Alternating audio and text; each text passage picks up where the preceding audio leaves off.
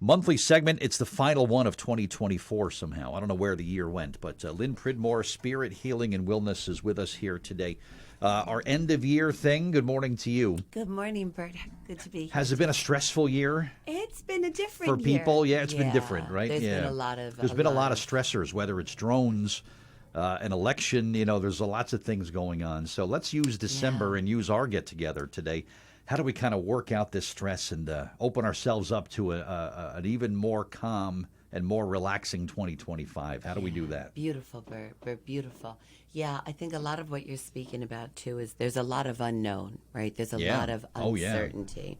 And that ties in with, obviously, with life, but where we are in this time of year with winter, the kidney and the bladder are the organs that are associated with that.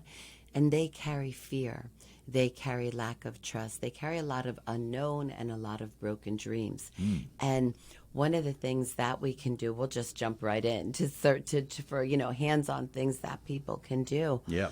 Number one, living in the present moment, right? It's so easy for our minds to just take off and to assume, to make assumptions, to have our history come into the present. And if we could see each moment, I believe, as a new opportunity, we could stay calm in our own bodies and in our own minds and have more power in our present moment to make a difference, with our quality of life in that moment. Sure, okay.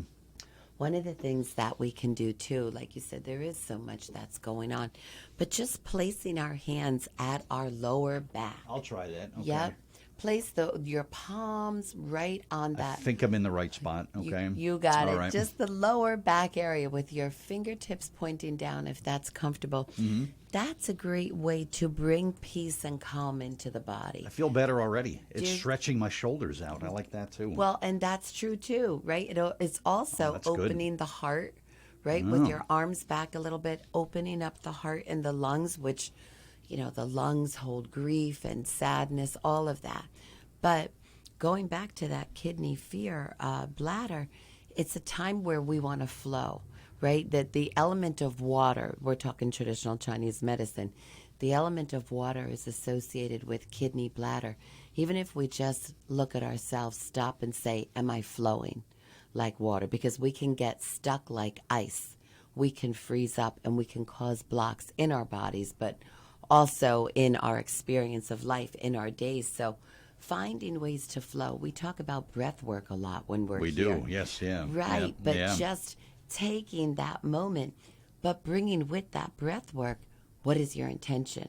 I think if we wake up each day with our intention of the day, whether it's something, I like to have an intention of how I like to be, because God knows I have a long enough to-do list. Yes, you do. But we all do, right? Right. But the way that we are can really assist how we do things in life. Like I agree.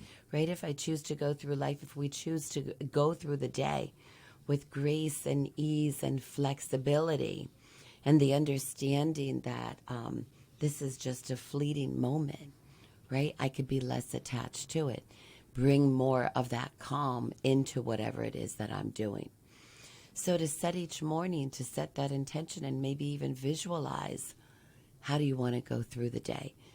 Most people know what they have ahead for them. The to-dos are already set. That's true. But how do you want to be? Do you want to be calm? Do you want to be powerful in what it is that you're doing? Because unless we have, it's kind of like our to-do list. We have the instructions of what to do, but do you have the instructions of how you want to do them? Right? Yeah, that's true. And Very true. Speaking of this time, with a lot of people setting intentions, resolutions, goals, whatever it is that you want to call them, making sure that there's something that's going to grow you spiritually, mentally, emotionally, physically.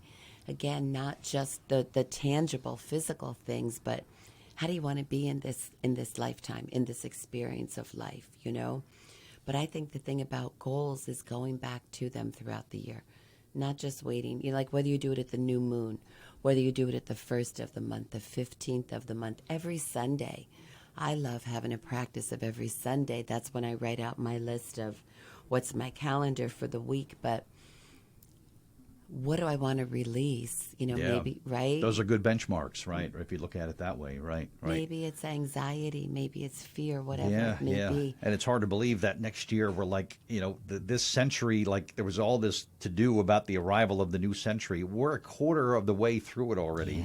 Next year, it's like, where did it go? Unbelievable, what happened, isn't it? Right? Yeah. Yes, And it's like if you blinked, you missed it. Right. It's incredible. It really is, and that's why to enjoy each day, Embrace every moment, like you said. Yes. That's what it's about. to the best of our ability, That's and it. hanging around positive people. Yeah. Being around, they always say, who are your top 5, not only physically in our family, with our loved ones, with our friends, but what are you listening to? Are you listening to inspiring podcasts, videos? What are you watching? Are you listening to Bert on the radio, bringing so much happiness and awareness to people throughout the day? But really, maybe just that, having that intention.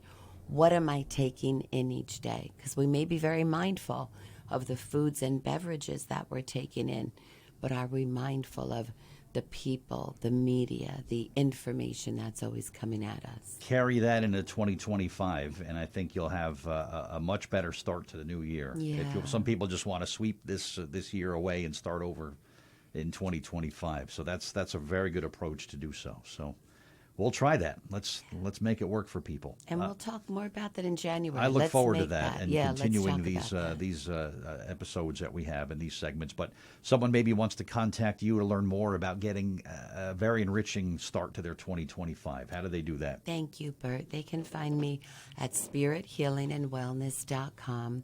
Also, they can contact me, Lynn, Lynn, at spirithealingandwellness.com. And I run all different types of series and individual sessions, exactly like you said, for helping people not only to move forward in life, but to enjoy the experience of life. Yeah, and make sure you, of course, follow Lynn's YouTube yeah. videos.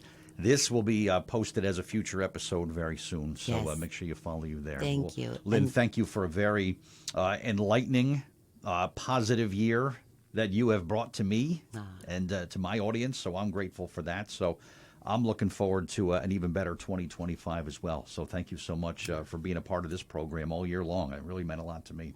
Thank you, Bert. I And appreciate we it. will continue it, that's for sure.